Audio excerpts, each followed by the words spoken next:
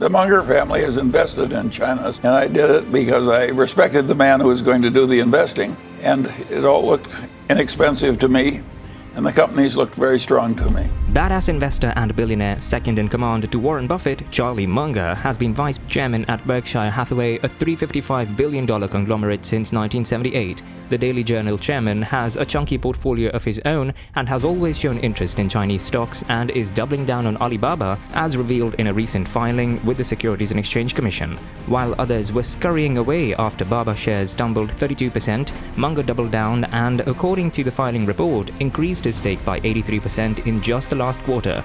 Daily Journal owned 602,060 shares of AliBaba as of the end of 2021, a stake worth $71.5 million. That's almost double its holdings as of the prior quarter, when Daily Journal owned 302,060 AliBaba shares, valued at the time at $44.7 million. It seems that China is just too big to be ignored. Welcome to Wall Street Winners. Let's discuss the reason why Munger is doubling down on AliBaba stocks while the world is rushing for the exit. According to the 98-year-old billionaire, the best Chinese companies are much cheaper than the best American companies, and the reason investors are aversive to the Chinese market is that they don't know much about them and are just generally afraid of China. Shares of AliBaba plunged 20% during the fourth quarter of last year after losing nearly half their value in 2020. But this hasn't stopped Munger, who has bet even more on AliBaba as its stock continues to fall due to concerns about a crackdown on big tech firms from Beijing, as well as worries about slowing earnings growth at Alibaba. Alibaba is by far the biggest player in China's e-commerce industry, but its shares are down almost 50% over the past year. That's in sharp contrast with the performance of its North American peers. Over the same period, Amazon is up 5%, Shopify has risen 12%, and eBay has risen by 28%. Alibaba basically peaked in late October 2020 and has been sliding ever since then. It hit $317.14 per ADR, or American Depository Receipt, on October 27, 2020, and also had an interim peak of $217.83 on February 17, 2021. However, by January 10, 2022, it was down to $127.65. It even had a trough price of $112.09 on December 29, 2021. This means that the stock is now down almost 60% from its peak in October 2020. From its mini peak of $217.82 in early February 2021, Baba stock is still down just over 41% at $127.65. So why does Munger not stop, and what draws him to Baba stock? Well, Baba stock is historically cheap. For example, right now, analysts estimate that the company will earn $8.39 in earnings per share (EPS) in 2022 and $9.51 in 2023. So at January 10th's price, Baba stock is at 15.2 times 2022 earnings and 13.4 times. This is a cheap valuation situation on an absolute basis.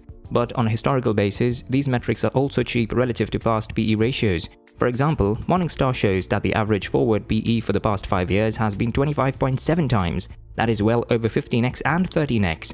A significant portion of Baba's future growth will come from cloud services and e-commerce. Both of these sectors are expected to witness significant growth over the next decade. For the first time worldwide, cloud infrastructure services expenditures exceeded $50 billion in a single quarter in Q4 of 2021. The new spending record in Q4 2021 reached $53.5 billion, growing YOY by $13.6 billion, that's 34%. In 2021, the total cloud infrastructure services spend increased by $49.7 billion to $191.7 billion globally. While Q4 set records and grew 34% year-on-year, cloud infrastructure services expenditures grew 35% year-on-year. The global cloud computing market is expected to reach $1,554.94 billion by 2030, registering a CAGR of 15.7%, according to a new study conducted by Grand View Research Incorporated. In 2022, e-commerce is expected to break the 20% barrier of total retail sales for the first time. In 2024, e-commerce is expected to only generate 22.5% of total retail sales. Many people think physical retail is on its last legs and brick-and-mortar locations are on their way out. There's a chance e-commerce doesn't even account for 30% of total retail sales in 2030. Over the next 4 years, e-commerce is expected to grow by $2.35 trillion, or 49.67%. In 2022, e-commerce is projected to grow by $604 billion or 12.23%, then by $609 billion in 2023, 10.99%, $616 billion, 10.1% in 2024, and by another $624 billion, 9.22% in 2025. It's not just e-commerce that'll grow. Retail sales in general will grow from $26.03 trillion to $31.27 trillion over the next 4 years as well. Baba's global annual active consumers reached 1.28 billion due to a quarterly net increase of 43 million customers. This includes 979 million consumers in China and 301 million consumers overseas. In the TTM, Baba's China commerce businesses had approximately 882 million annual active consumers. In December 2021, Baba's international commerce retail business grew strongly and achieved about 301 million annual active consumers in the TTM.